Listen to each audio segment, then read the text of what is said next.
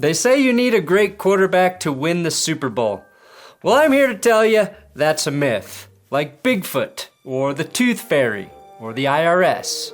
Nope, for every great performance in the Super Bowl by a winning quarterback, there's an equally mediocre or downright bad game from the signal caller who ends up hoisting the Lombardi trophy and taking all the credit.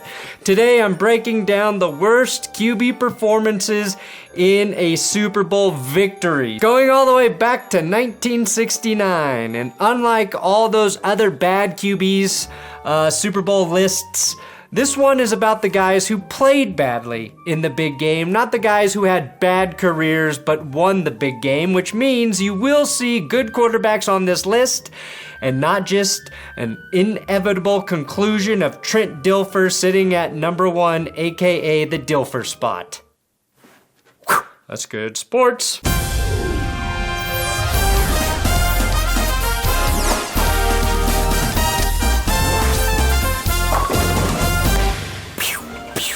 Please subscribe to this YouTube channel, and today's episode is sponsored by Manscaped.com/goodsports. And oh my God, Manscaped finally created a full throttle beard trimmer. I am thrilled to introduce the Beard Hedger Pro Kit.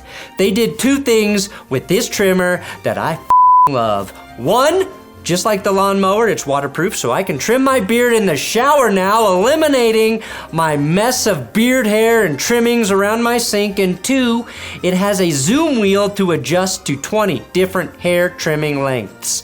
If you have used beard trimmers before, typically you have to pop on and off different guard lengths to trim your beard. Being able to adjust that without changing guards is just great design.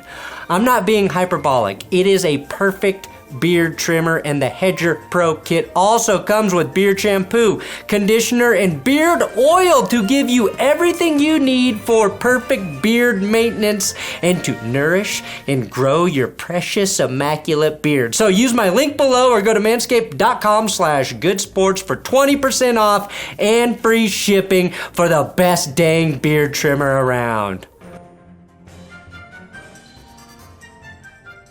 Starting with Joe Namath. Before the big game, Broadway Joe Namath famously guaranteed that the New York Jets of the upstart AFL would upset the NFL's Baltimore Colts in Super Bowl III. He also guaranteed that the Beatles would never break up, but that one did not make the papers.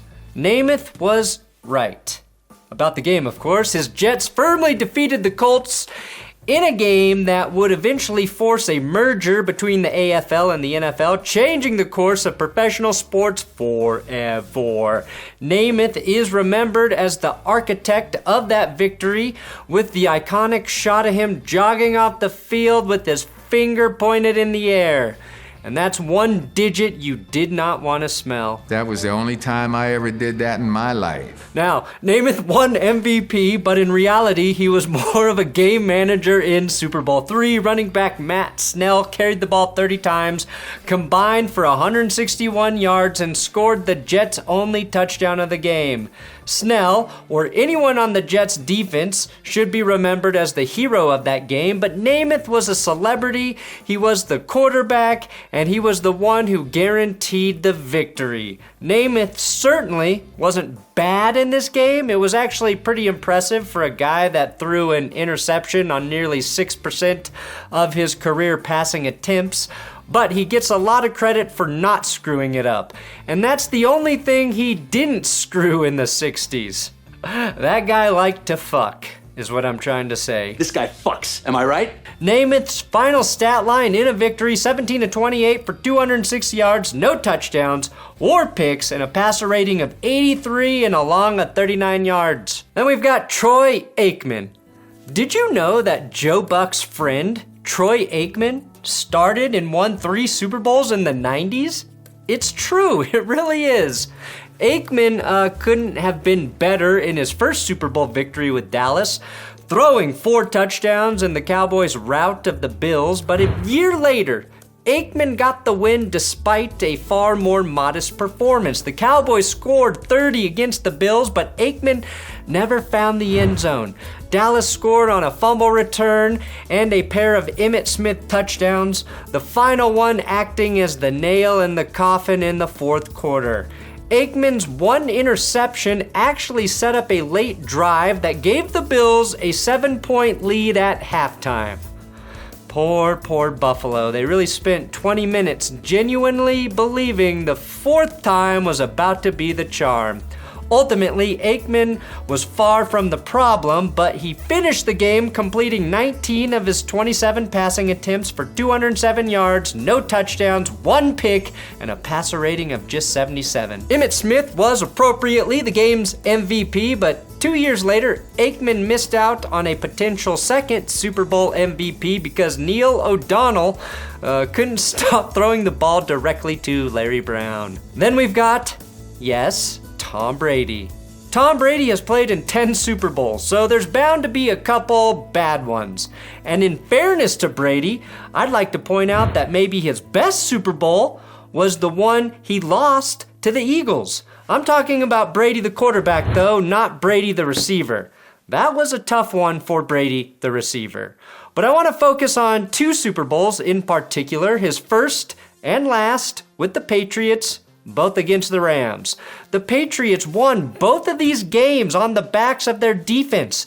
The first one because they held the greatest show on turf all game, and the second because Stephon Gilmore and the rest of that secondary couldn't stop beating Jared Goff. Brady is remembered for that last drive in Super Bowl 36, the one that John Madden wholeheartedly disapproved of. With this field position, you have to just run the clock out. You have to play for overtime now. And that's fair. It was a good drive, but the rest of that game was pretty weak when you consider the Patriots' offense accounted for 10 points. And of course, Brady won MVP. 17 years later, Brady threw for 0 touchdowns, 1 pick, and led his team to 13 points in a victory. He did make a very clutch throw to Gronk late in the fourth quarter that set up the clinching touchdown. But let's be honest, every completion is clutch when the opposing team only scores 3 points. In those 2 games, Brady averaged a completion percentage of 59, 204 yards, half a touchdown, half a pick, a passer rating of 79, and a long pass of just 29 yards, which was the aforementioned Gronk throw in the second Rams Super Bowl. Then give me Bob Griese, who has one of the funniest Super Bowl stat lines ever. And I'm not even just talking about his win over the Vikings in 1974. It's hard to evaluate quarterback performances from the 60s and 70s, but I think Griese's stat lines from 3 straight Super Bowl appearances from the 71 to 73 seasons are telling. 12 of 23 for 134 yards and a pick and a loss to the Cowboys. And then 8 for 11 for 88 yards, a TD, and a pick in a win over Washington. And finally 6 of 7 for no picks, no TDs, 73 passing yards, and a win over the Vikings. Bob Griese won 2 Super Bowls by throwing less than 100 yards. That might be impressive. Now, in his 2 wins, Griese was only allowed to throw the football 18 times total. And he was actually efficient, though, in those 18 passes. By his standard, he actually overperformed in efficiency in those 2 games, completing 72 and 80% of his passes, a good 20 to 25% higher than his career averages. I can't really dunk on Bob Griese for this performance, but given that he only completed 6 of 7 passes in the Dolphins' 24-7 win over the Vikings, he barely did more than his son Brian Griese when Denver beat the Falcons 25 years later. And no, Brian Griese did not take a single snap in that game. Now, the Dolphins won their second of their back-to-back Super Bowls because Larry Zonka ran for 145 yards and 2 touchdowns, while Miami's defense did not allow a point until the fourth quarter. All in all, you can't say Griese wasn't efficient. He only misfired on 1 pass, and you can only do what your coach asks of you. And Don Shula said, "Don't you fuck this up, Bob. Don't you dare fuck it up." Bob. I imagine their relationship is a lot like Richard Dreyfuss and Bill Murray in What About Bob? What is this, isolation therapy? Trent Dilfer. The Dilf Daddy is commonly remembered as the worst quarterback to ever win a Super Bowl, which is not the insult most people think it is. It's like being the ugliest dude to ever sleep with Emily Ratajkowski. And guess what? Pete Davidson seems like he's doing just fine. Don't give up, kid. Whatever disease you have, you can beat it. Trent Dilfer completed fewer than half of his passes in the Ravens' 34-7 win over the Giants in Super Bowl 35, but he did kick off the scoring with a 39-yard touchdown pass to Brandon Stokely, a play that all but ended the era of the white cornerback in the NFL. Sorry, Jason Sehorn. Dilfer to Stokely, burning Jason Sehorn might actually be the whitest play in Super Bowl history. Now, the Ravens defense didn't allow a single point in that game. The only Giants touchdown was a kick return by Ron Dixon. And when you look at Kerry Collins' numbers on the other side, no touchdowns and 4 picks, Trent Dilfer looked like Steve Young by comparison. Dilfer finished with 153 passing yards, 12 of 25, a passer rating of 80.9, and 3 sacks. Dilfer was boring, but he didn't turn the ball over. All of the quarterbacks on this list didn't do anything to put their teams in jeopardy of losing the game. Baltimore also returned a kick for a touchdown, had a pick six, so a passing touchdown, a rushing touchdown, a defensive touchdown, a special teams touchdown, and a few field goals. That's maybe the most complete team performance in the big game ever. And not only was Dilfer released the next season, he never started another playoff game for the rest of his career. So he was basically a bald John Elway, riding off into the sunset a full 7 years before retirement. Speaking of the Broncos, Peyton Manning. Now this one gets brought up frequently as one of the most talked about bad Super Bowl performances by a winning QB. Meanwhile, Brady gets a pass for that Rams win. But I assure you that Peyton Manning was not even the worst quarterback in this game. When Peyton Manning fumbled in the fourth quarter, he actually recovered it. And then he fumbled again 2 plays later. Okay, but that's not important. The Broncos produced a dominant win in a game that, despite feeling close at times, really wasn't. Manning finished with just 13 completions for 141 yards, 1 pick, a passer rating of 56.6, and he was sacked 5 times. He didn't throw a touchdown, but his final pass in the NFL was a 2-point conversion he tossed to Benny Fowler. Probably the most important thing Manning did in this game was taking command on his first drive. Rather than starting the game with the safety this time, Peyton drove Denver down the field and got them in range for an easy Brandon McManus field goal that calmed down his team and showed everyone that Denver wasn't going to lay down to the 17-1 Carolina Panthers. In the final game of his Hall of Fame career, Peyton Manning was good enough, and he was a lot better than he had been at other points in the 2015 season. The MVP voters got it right, honoring Von Miller as the Super Bowl hero in Super Bowl 50, but Manning got an equally prestigious honor, a kiss from Papa John himself as the Broncos sideline emptied when the clock hit all zeros.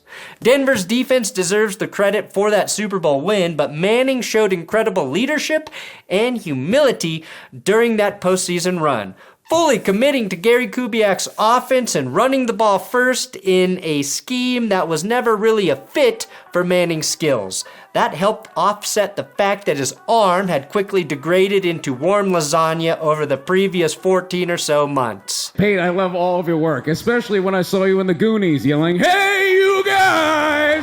And finally, Ben Roethlisberger. This one might be the worst performance of all time from a Super Bowl winner. It's really weird that Big Ben gets a big pass for this big, terrible outing. If you take out no throw Bob Griese, then Big Ben's passing yardage is the lowest on this list, as is his passer rating of 22.6. 22.6. That's more than half as bad as Peyton Manning's performance. And while Matt Hasselbeck was fighting his ass off on the other side of the ball despite some huge drops, missed calls, and a neutral site that was almost all Steelers fans.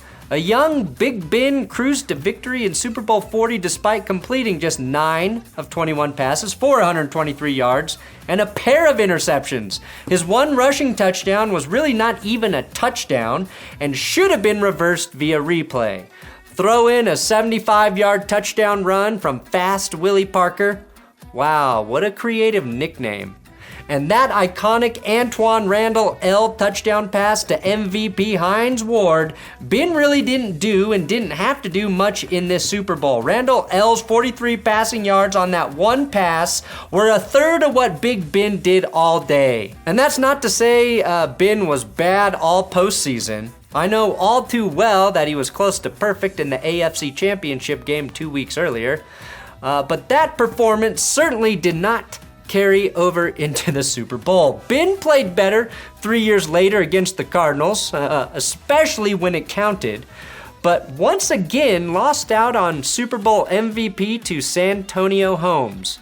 So Big Ben got 2 rings without a Super Bowl MVP, which is the dream of all great underachievers. Boom, thanks for watching That's Good Sports. That's your list of the worst performing, winning Super Bowl QBs and Super Bowl history. Please subscribe here on YouTube for more football videos and click the video on the screen if you would like to watch more of my incoherent ramblings about this godforsaken beautiful sport.